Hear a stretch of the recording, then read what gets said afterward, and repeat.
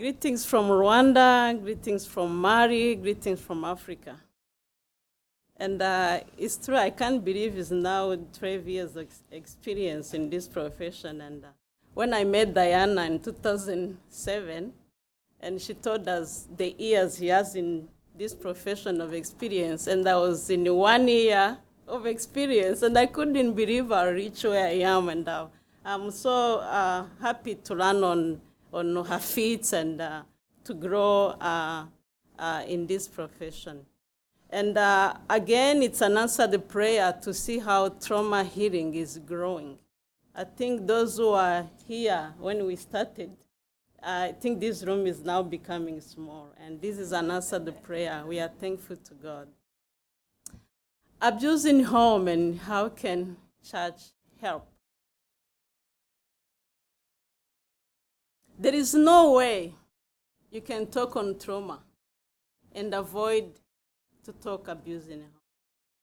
Because abuse in home is the same time the roots can cause trauma, and again can be the fruits, can be results of trauma. This is what we are going to catch in this short time. We are going to see the definition and the fact about the domestic abuse, the cycle of abuse, some warning sign of victim and abuser, and why the victims stay in this violence, and available solution, challenges in the public justice system, and how can church help. This is a definition which comes in the Home Office, that any incident of controlling, coercive, threatening behavior, violence, or abuse between adults who are or have been intimate partners or family members, regardless of gender or sexuality. And all this includes the psychological, physical, sexual, financial, harassment, stalking, digital or online abuse. All these are domestic abuse. Domestic abuse remains a hidden issue in our society. And some domestic abuse in home sounds like mythical, like a movie. Yet, it's real, and it's a silent killer. Many women and men in our communities live under fear. They don't have hope to face tomorrow. They exist rather than living. The statistics about domestic abuse are really shocking. Yet, many goes unreported. Those are who had the courage to report, and men are not reported. And those reported, when you see them in the media, they may hit the headline, but it's rare to express about the occurrence of domestic abuse and its effect on home. They limit on a story. They don't go beyond to see the effects that leave behind. It's so easy to forget or to minimize the effect of emotional abuse due to lack of visible harm. Yet, wounds of hearts are painful as physical. Many in the church and society have turned blind eyes and blind hearts to the devastation of destruction caused by in-home violence. When you Google the name of Mukeshimana Marie Rose, this is the picture which we found.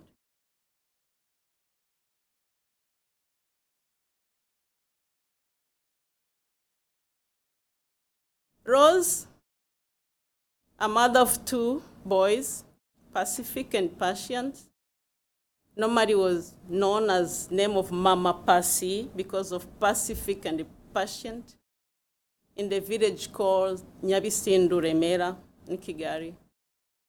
When she was just celebrating her 38th anniversary, hoping to have more candles to come.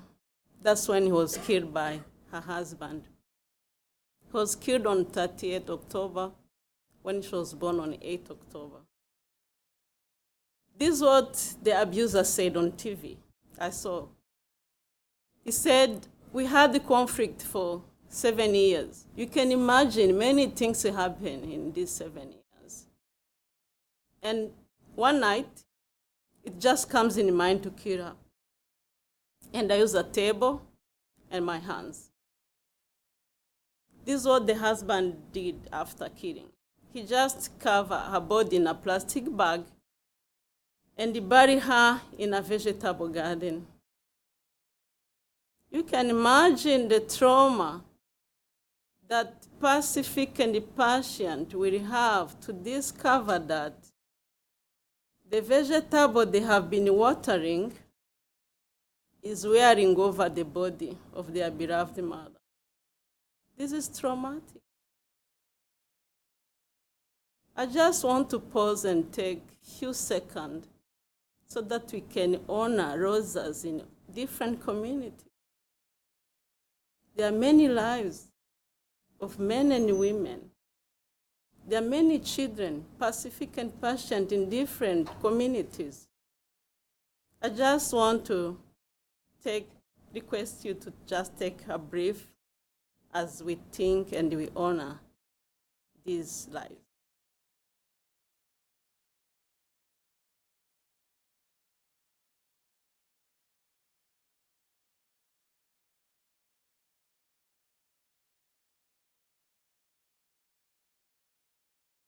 Thank you. It will not be normal.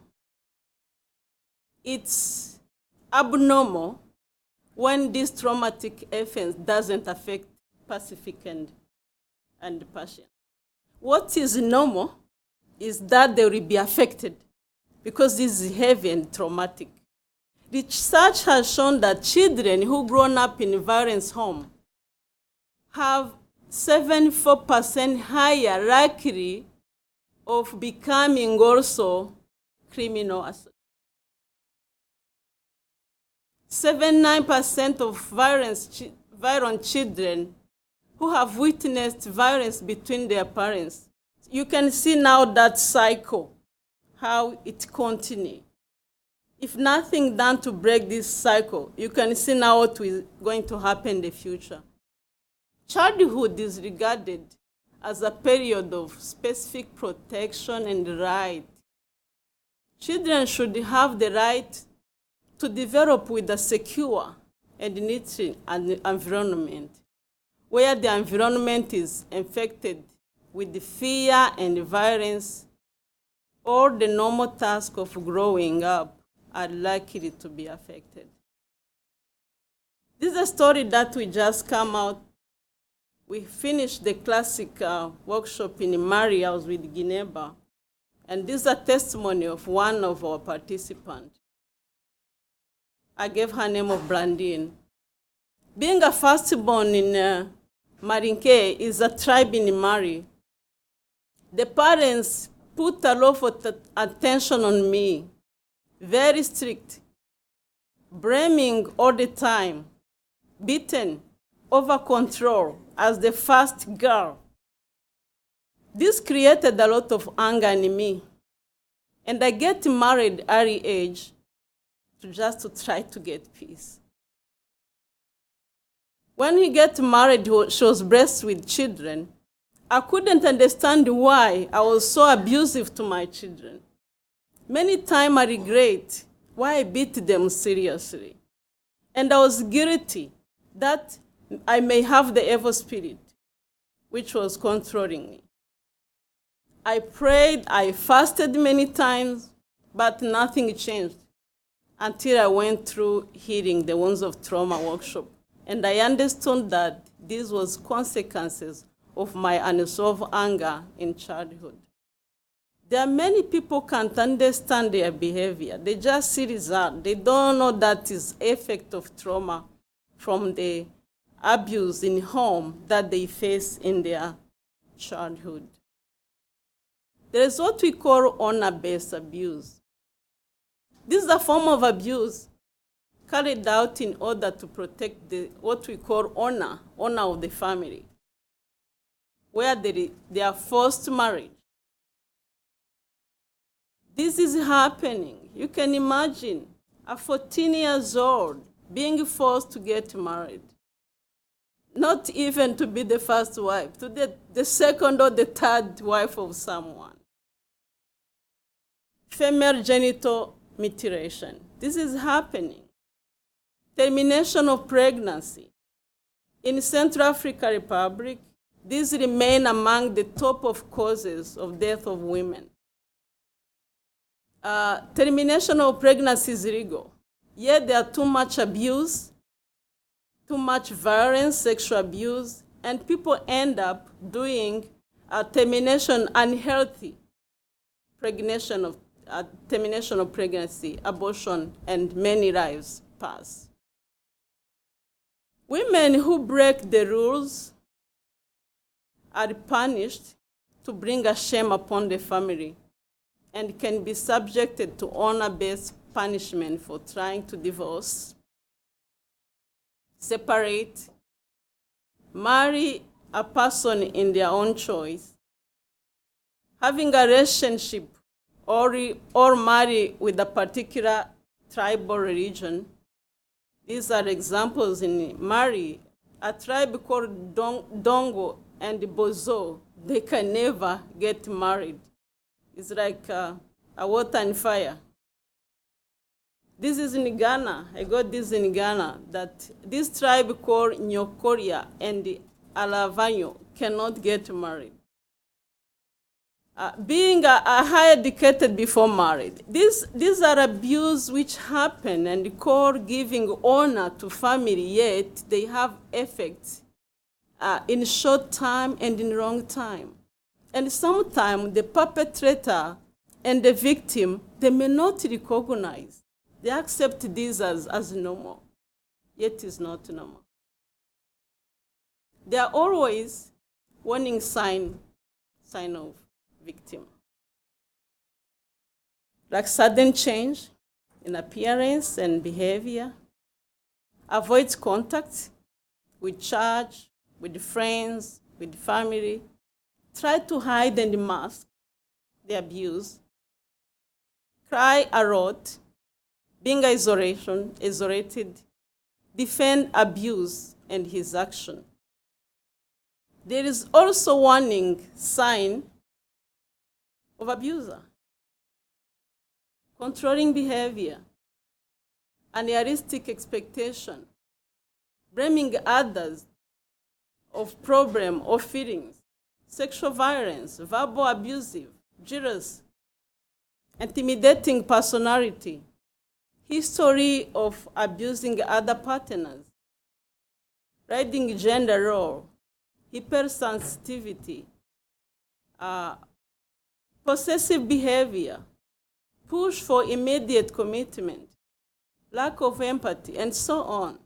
There is always warning sign, but sometimes people are blind to see. Why do victims stay? Why Rose stay until she loses life? There are some beliefs, like religious belief. There are some beliefs maybe change will happen. Culture, and it's not accepted by the culture. When they pay dowry and then you have to stay because they give a cows, all those are the factors which keep people in abusing environment. Economic factors. When you have 5 children, you depend 100% for this person and you don't have any income, you wonder what to do, and then you decide to stay. Ignorance, life condition. Sometimes you don't have even where to go, no family, you are orphans. And love. Love for your children, love, you think your partner will change and you really love until you lose life. There are available solutions is to break the cycle, and break the silence. It's not easy, but that's a good way and healthy way to go. The family support, the group support, the safety plan, seek justice, enforce the law against the abuser, perpetrator accountability.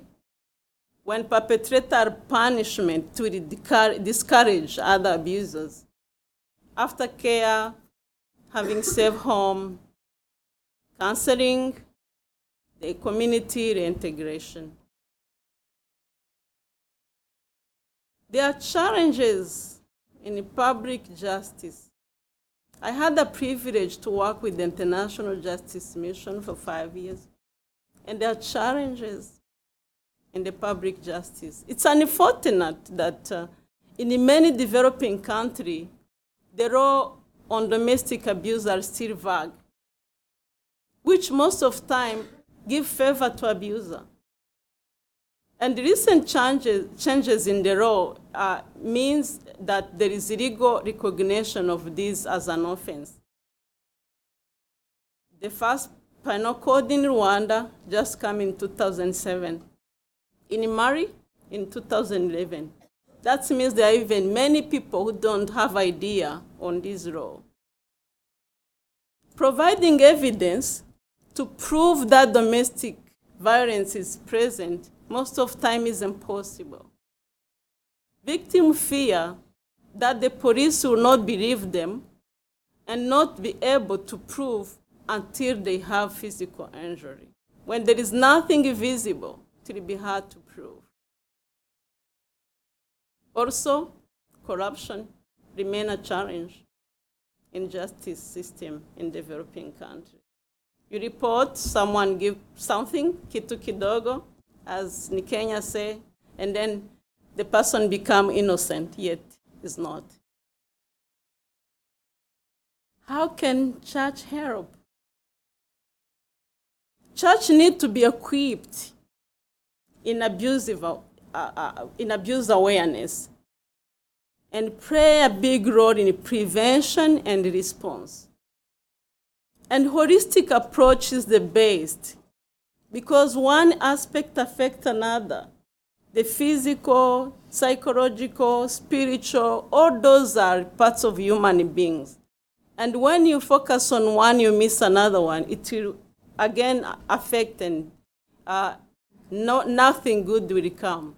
So partnership is very important within organizations to bring the victim out of dark into the light and give the voice to victim.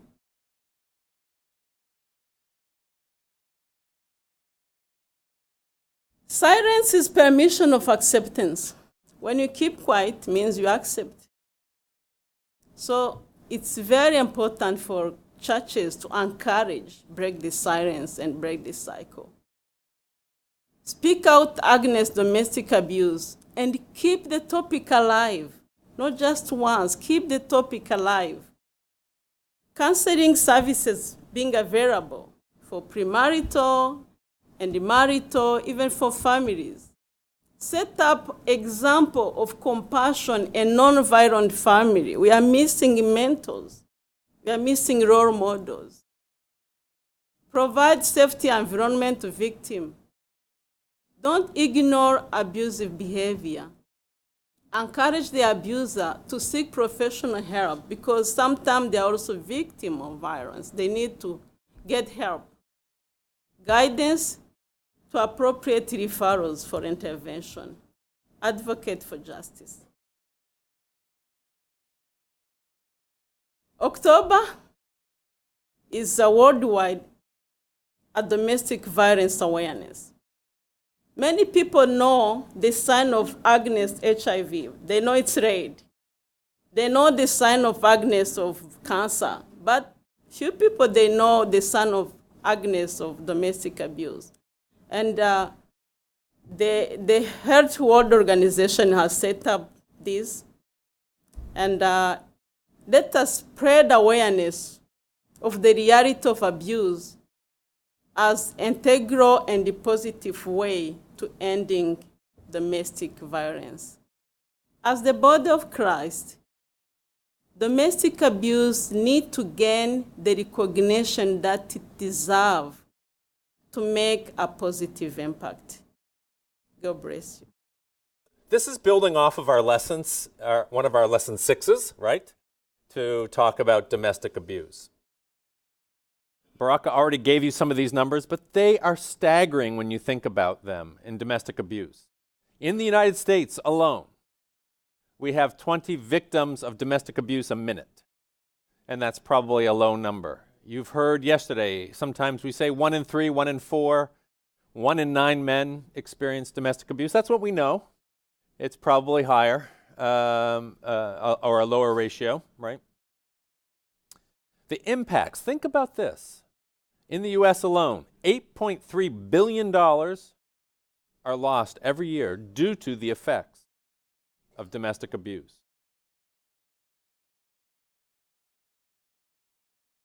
That's the economic losses, but if you have lived through domestic abuse, the biggest loss is not money. It's safety and trust. One of the things that we see for victims of domestic abuse is that the potential for it always exists if you live with those who committed it against you. It may not have happened today, it may not happen tomorrow, but it can. And the possibility of it taking place leaves you in a place of terror and unknown future in a way that some other traumas do not. It is always possible. The impact is great. So we are going to move right into what does it require to be a good listener. You'll remember from your training that in order to be a good listener, you have to understand some qualities of a good listener and what your purposes are, right? Because even a good intention can cause harm. A good intention and maybe even good goals without knowing your impact on the other can cause harm. And we're going to give you a little example of that. Why is it that we give people, if you're in an equipping session, you know you did this. You had a 7-minute or a 10-minute listening exercise, right? And even in that short little bit, you realize, oh, wait, I wanted to say more. I wanted to talk too much. I wanted to, console too quickly. I wanted to tell my own story. I wanted to, there's all sorts of things that come up when we practice listening that we think we're pretty good at, right? So, to do that, I want you to invite with me up Carol King. Carol King is a licensed professional counselor. If you've been coming here to the COP, you've probably seen her up here before. She's a master facilitator and been in Europe leading equippings, been in the Middle East, been in Africa leading equippings. And so, Carol is great at writing skits, and so I have asked her to help write a skit. We're going to give you a skit, and then you're going to evaluate how Pastor Phil helps Carol. Do you want to give the introduction right there? Yeah. So let us give you a little bit of the background of this story. I'm Carol, and this is Pastor Phil. Only for the next 2 minutes. So Carol and her husband Jim have been attending Pastor Phil's church in the city for 10 years. Over time, Jim has become more involved at the church as he has had many opportunities to utilize his electrical skills to assist those in need. He has helped several individuals within his church and many in the surrounding community when they have encountered electrical problems in their homes. Due to limited finances, many of these individuals have shared that they do not know what they would have done without the help of Jim. There have been many occasions where Pastor Phil has spoken about Jim's servanthood and how he's a great example of what it means to love your neighbor. Carol has often been approached at church and within the community by those expressing appreciation for her husband. So Pastor Phil was surprised to get a phone call from Carol asking him to meet with her about some difficulties in her marriage. They meet at Pastor Phil's office.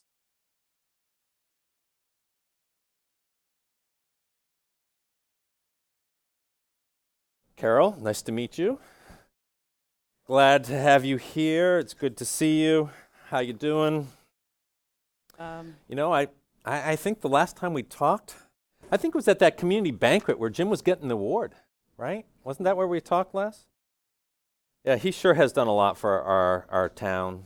It's been amazing. But you said you wanted to talk about your marriage. I was a little surprised that you wanted to talk about your marriage. So I'm sure we can sort out whatever difficulties you have. What brought you here? Well, I'm not really sure where to begin. Well, is this about the kids? Because, I know that can be challenging. Or I know you have a new job, too, and I'm wondering, you're working full-time, right? I bet that's really an adjustment for you, too. Yes, it is.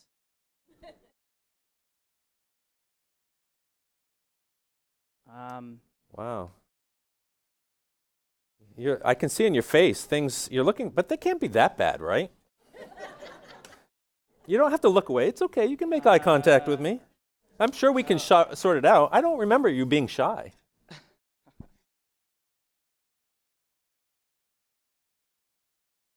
Well, you have to know this is just really hard for me. I'm not sure how to say it.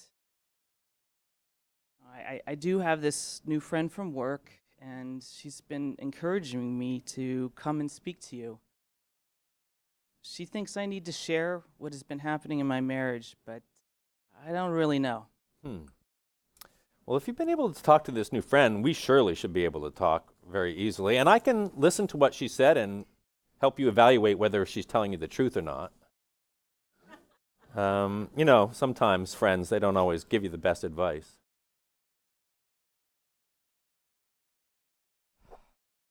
Well, I want to say that Jim hasn't been kind to me.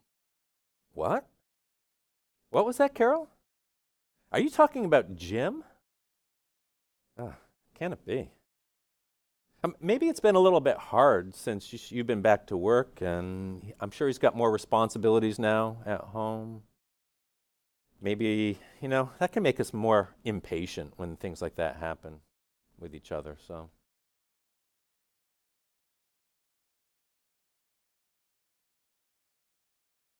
Maybe I don't know.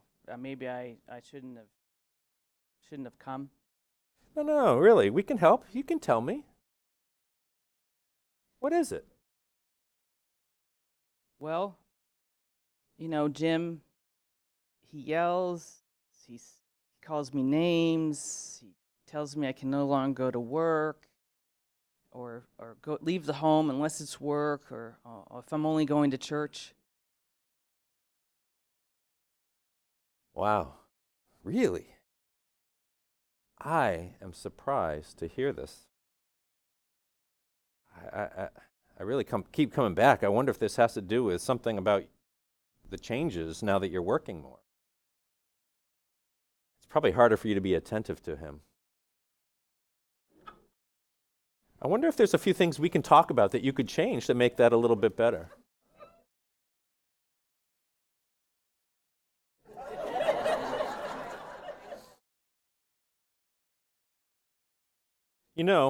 I'm thinking,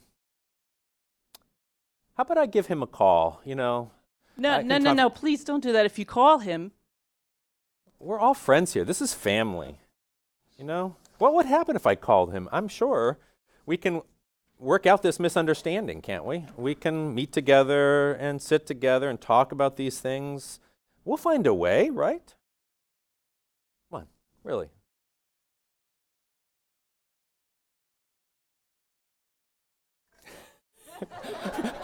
She really wants to be done.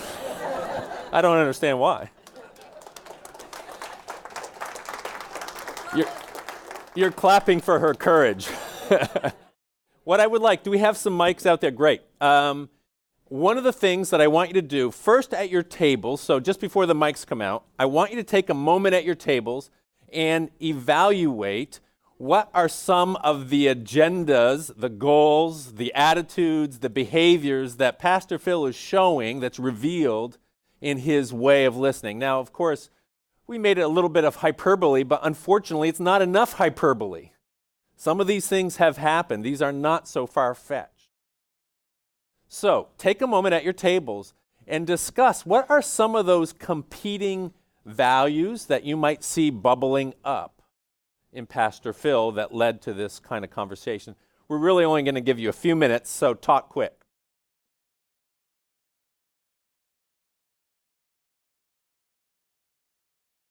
Okay.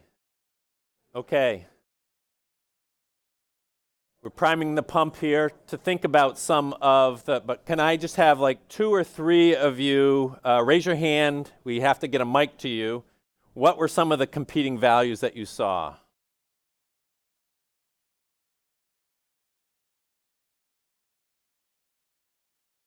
No hands, no values, no behaviors. Different question. Okay, here. We have competing mics. So we were talking about how the pastor he really minimized what was going on. He didn't want to step into an often very messy, difficult, uncomfortable, strong emotion, heavy laden situation. Yes. He wanted to, I'm sure we can sort this out in the we have. Yes. So he was very efficient and optimistic, right? Our table had a good discussion, not on the topic, but it was good, so I'll just tell you what it was. Tell us anyway. It's on the general topic. And that is, in Baraka's presentation, it said there are signs of abusers. And yet this Jim, the pastor, when you were playing that awful Pastor Phil, you didn't notice any of the signs. And so our discussion was, do abusers always have signs? I mean, if you have your eyes open, can you see them? Or are some of them so incredibly masterful at their manipulation that really, you really don't know? And so it's very hard to believe the wife who's telling you something that sounds ridiculous. Both are true. There are signs and there are masterful people. So, one more. We didn't completely talk about this, but it's also the culture of the church. If there's a controlling culture, then those signs wouldn't be obvious because they're accepted signs. Right. And notice one thing, that Pastor Phil is actually expressing some of those same cultural things. He may not be an abusive person per se, but he's expressing and delivering some of the same sorts of controls, right? Look at some of these competing goals and values on the slide up here. Well, obviously divorce is bad, so we're against that. How do we navigate that with protecting the victim? Notice which values sometimes get more airplay, right, in Pastor Phil. Well, the wisdom of Solomon, that means Solomon had to come up with this great plan and figure out exactly who's telling the truth. And we really highlight that in our church leaders. And yet, what if we actually just listen to the person in front of us, what they're telling us? Well, everybody sins, so obviously we need to talk about Carol's sin here because she's a sinner too. Right? But some sins actually have greater impact and consequences on them. Notice how those would shape the conversation differently depending on which side of these things you are on. Everyone's responsible for their own behavior, yet some sins are the results of other people's behavior. We might want to focus on Carol. If she's talking to me, I might want to focus on her problems because Jim's not in the room yet. That seems right, and yet then I'm making it seem like she's the problem, right? And that she could be causing it. We would never want to take church members to court and start accusing them. But notice here that Pastor Phil didn't have any consideration for what legal possibilities there might be at play here in submitting to government authorities. Because guess what? It's not just Carol, but are there children in the home? And could there be things happening in the home that might be reportable to the governing authorities?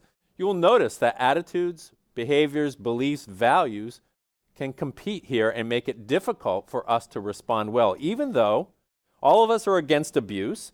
All of us want to see victims have healing. It can bleed into the way we listen, right?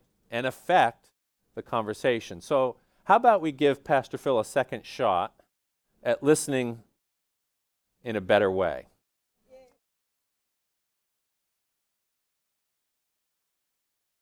Come on in. Can I get you some water or tea, coffee, anything? Water? Okay. That's all I have, so good.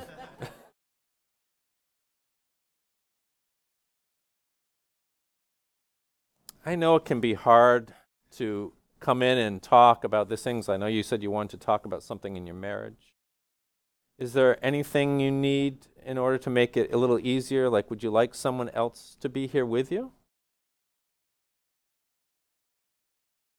Thank you for offering. I think I'll be okay with meeting with you now. I know you said that you were having some problems in your marriage. What happened? Well, I'm really not sure where to begin. Yeah. It can be hard to start talking about problems, especially when we haven't talked about them yet. You can maybe find yourself embarrassed or afraid, but take your time. Well, there was an argument last week. You know, this is really hard, and I'm not sure how to say it. My friend from work, I'm working, and she's been saying I need to really just let you know what's going on in my marriage. But I'm not sure. I don't know. Yeah. Well, I'm glad you had a friend to talk to. And I'm happy to hear. I know it may be hard for you, but I would like to hear what's going on. Tell me more if you can. Well, it's Jim. He gets angry, and he's not been kind to me. I'm sorry. That sounds difficult. I know this is hard to believe. It's hard for me to believe. Sometimes he can be so thoughtful. I think Jimmy just must be having a bad day. His work is stressful. Well, but so maybe, I don't know. Maybe I shouldn't have come to talk. I'm sorry. Don't apologize, Carol. It's okay. Tell me as much as you're able to tell me what's happening. If you need to take a break, if you want to invite somebody else, I want this to be a place where you feel like you can tell what you need to tell me. I don't think I was expecting to hear that. I know you think a lot about Jim. I was afraid you would want to talk to him, and I'm not really sure he thinks he needs any help. He tells me that our problems are because of me, because of the things that I do not do right. He really hates that I've begun working. Sounds like things are getting pretty heated.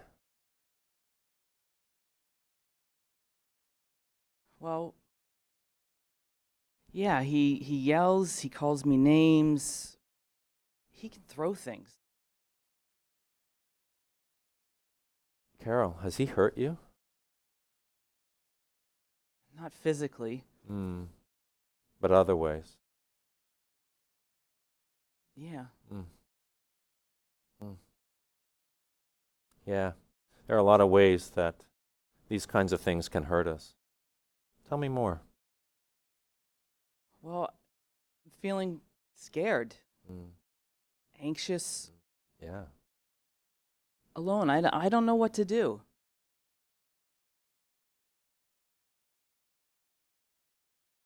Well, you're doing one of the first things you need to do, and that is to find people you can tell. It's really hard to do this. It takes a lot of courage.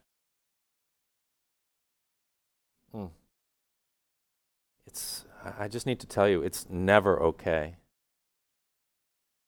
for someone to do this to another person and to blame them for it. We're responsible for our own actions, and so whatever Jim is doing is Jim's responsibility. It cannot be yours.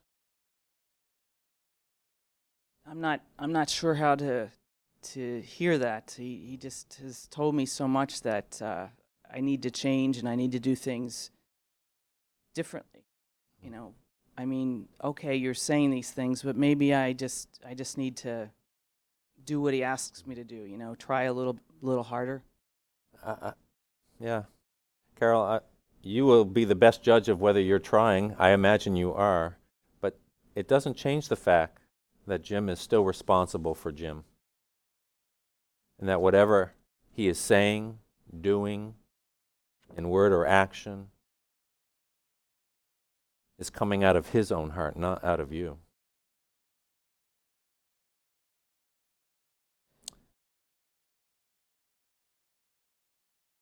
Sounds like this has been going on for a while. Yes. I'm shocked, though. I mean, thank you. I'm not sure what else to say. Well, you don't need to say anything else, but I like to start making a plan on how we can help keep you safe and find someone that you can talk to, like a counselor, about this. Okay?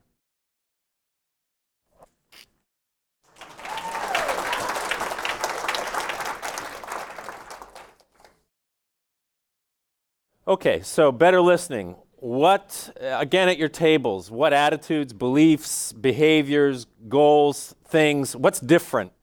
What's present? So talk quickly at your tables. What did you notice? We'll take 3 volunteers who are willing to quickly say what better listening, better attitudes, beliefs, behaviors, goals did you see? Maybe weren't the best yet. Pastor Phil's working on that, but, you know, better. Anybody got a hand up that we can?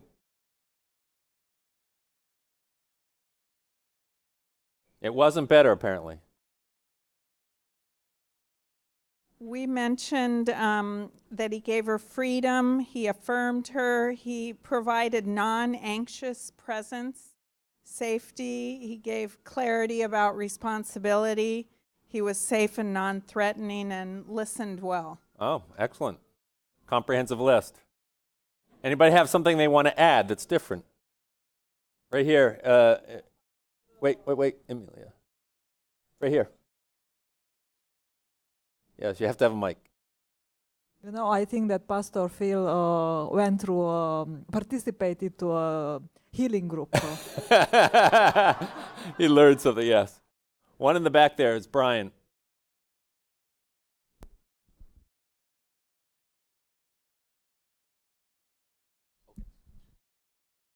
He asked the hard question that she didn't probably want to say.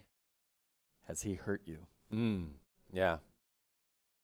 And didn't limit it to just physical harm, right? Do we have one more mic here, and then we'll move to the next slide.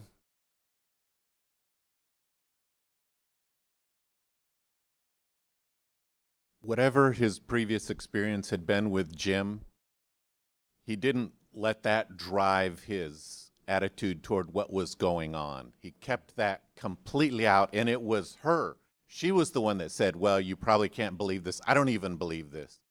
But at least Pastor Phil didn't. You know, he created that safety for her to get it out. Good. Yeah. Excellent. Thank you. So, obviously, there's lots of things that we can do, and Baraka already pointed to some of these things. But the first thing that we're doing, right, is beginning to recognize our own agenda in these conversations. Pastor Phil's first agenda, the first Pastor Phil's agenda, really created an unsafe environment. His agenda and his values on the second one created a little bit more openness for her to be able to tell. But Pastor Phil is never going to be enough for the solution, Carol will need more around her than just one person, right? So making relationships with professionals, knowing the law, knowing that there are hidden patterns, and so Jim can look wonderful in many parts of his life and still have this problem, right? Being able to listen to victims in the past, people who were victims at one point, who have found some healing, to find out what was most beneficial in their healing trajectory, right? To find out what helped them and also what harmed them, what wasn't helpful. These are ways we can learn. Not assume that because we are in a position of leadership that we are then therefore have all the wisdom that we need to know, right? We can examine the scriptures and see the repetition about caring well for the most vulnerable people. You know, the scriptures often talk about the widow, the orphan, right? The foreigner. But these categories are people who have no power or less power. And so this fits very much with those who are also experiencing abuse in the home. We can also do one amazing thing, and that is repent when we have done it wrong. Do you know that many times victims of other abuses are watching us?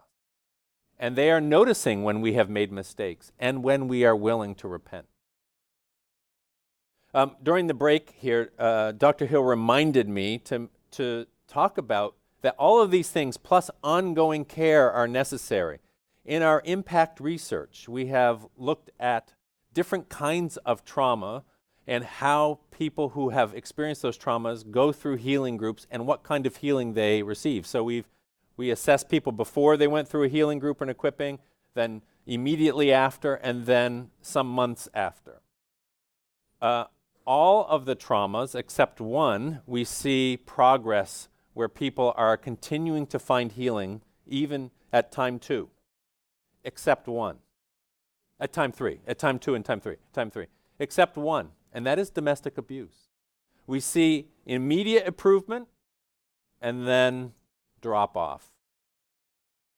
These are folks who go to a healing group or an equipping and then go home.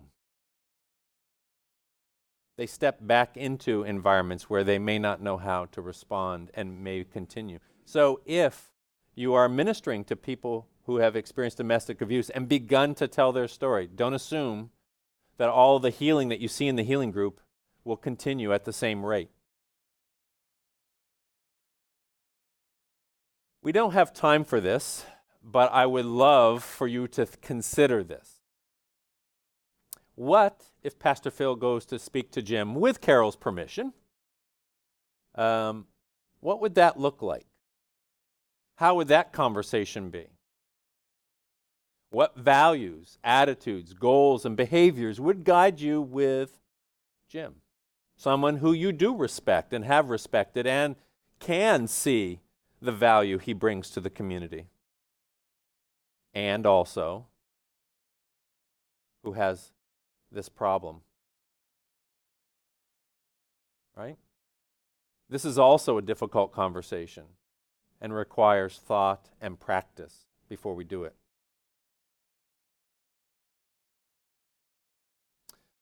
For some recommendations, if you want to explore more, I encourage you to look this up. Go to dianelangberg.com. This is Dr. Langberg's website. And she has a blog, and you can, and a number of many other resources. Some are available for free, video, audio, downloads, other things you can purchase.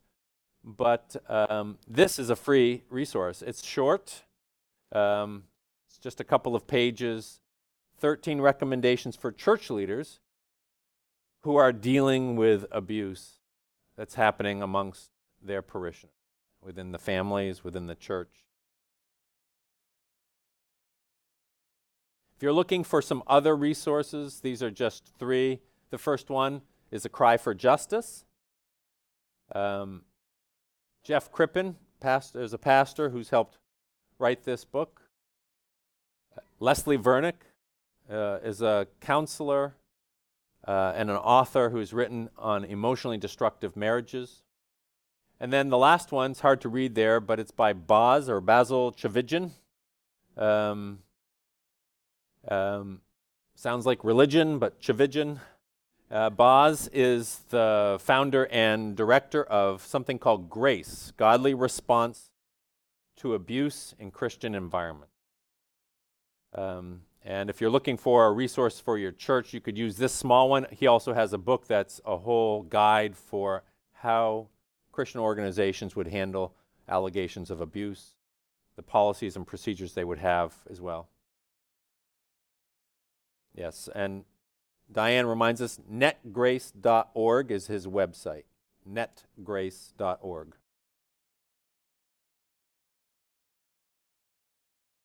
Yeah, you want to ask or? Is Haya here? Haya, are you here anywhere? Yes, could you come just for a moment, if you indulge us? I was very interested. We worked on a version of trauma healing, which we've entitled Finding Comfort in God. And one of the things we did was trying to adjust the trauma healing the wounds of trauma for people from a Muslim background who still accept going to a Christian, a Bible-based group. When we got to the lesson on domestic abuse, we really had to, with Lana Haddad's help and Haya's, we had to make some serious adjustments. And I think it's the case of many places in the world where the situation for women is a little bit more constraining. Could you just say really quickly, like some of the changes that we had to make? Hello, everyone. So as you may know, some of you, that the region that we live in, domestic abuse is one of the biggest challenges that we face when we deal with families. It's a shame, concentrated culture. It's all about honor and shame, so hiding and pretending that everything's okay is the main goal for our families. So it's very hard to get the women to come and to speak up about what they're going through. Abuse, it's a male-dominated culture, so abuse is something that's very, prevailing. It's very difficult to get the women to feel safe enough to talk about the abuse. They get afraid to share in front of each other, so within a group context, it has to be women who don't know each other. They get afraid to show that the context that they live in may not be perfect because they get judged. And so a lot of the women face, as globally, they face verbal, they face sexual abuse, they face judgment for, wanting to live life as a normal person, wanting to work.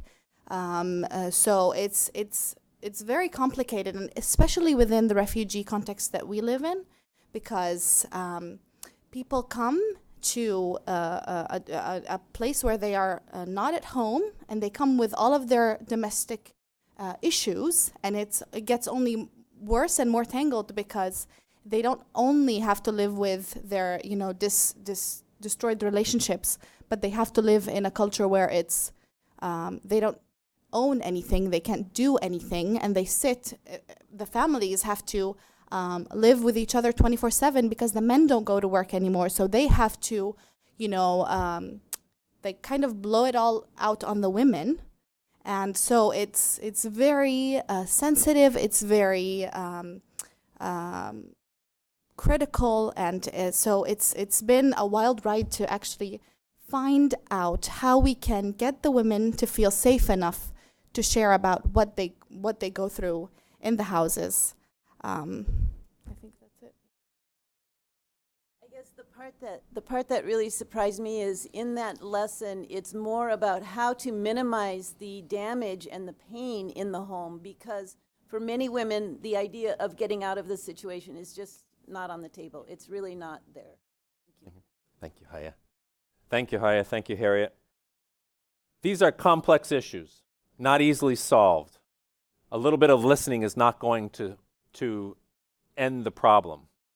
We, though, the largest network in the world of the church, have possibilities to have influence. But it requires that we have serious, honest conversations about them, right?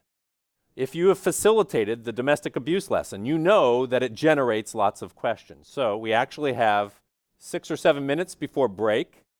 It can generate questions here. So we have a question up here. You can pose these through Menti. We have mic runners as well. I do not assume that I have the answers, but we have other people in the room who may have the answers. But what kinds of questions does this session from Baraka and from ourselves generate for you today as you think about providing trauma healing ministry in your community?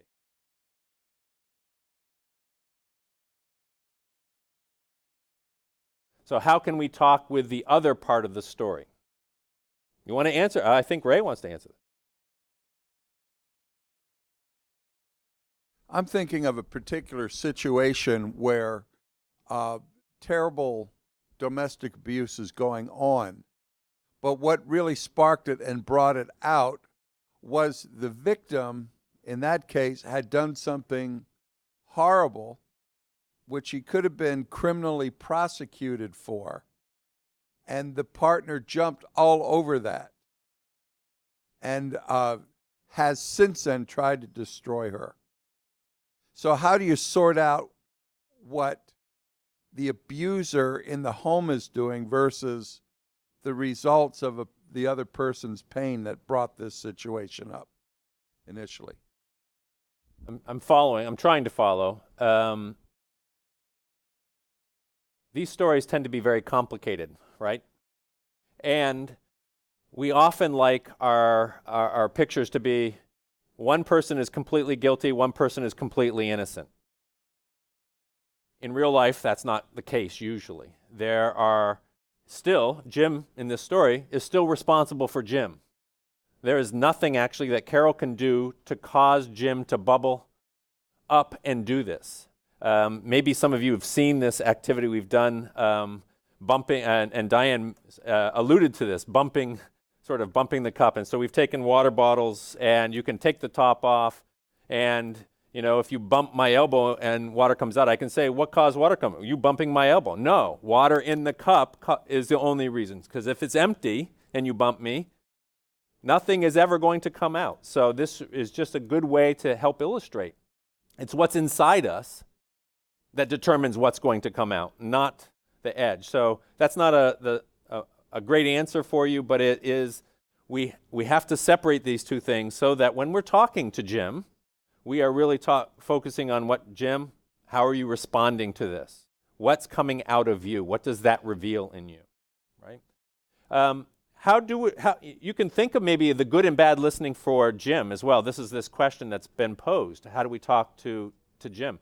A bad listening could look like I come to Jim and I accuse him left and right?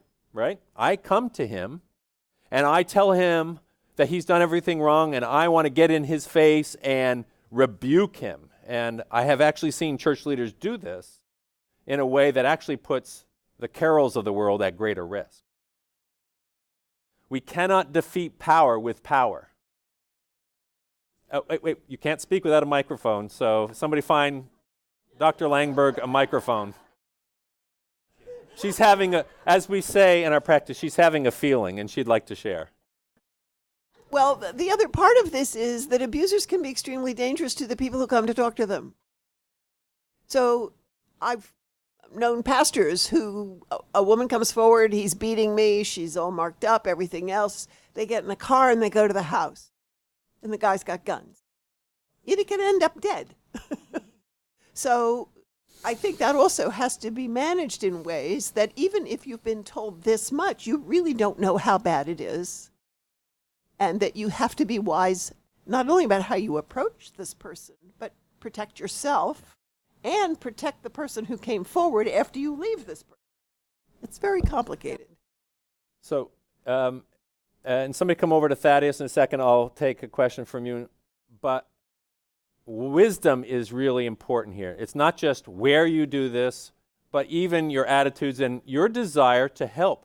See, Jim is also in need of help. He's somebody that you have compassion for and that you want to see find freedom. So you bring those attitudes even as you're asking him to tell his side of the story. But you're also aware of the subtle ways that people can minimize what they're doing, that they can blame shift, excuse, and you're looking for a way in to find his heart, right? Yeah.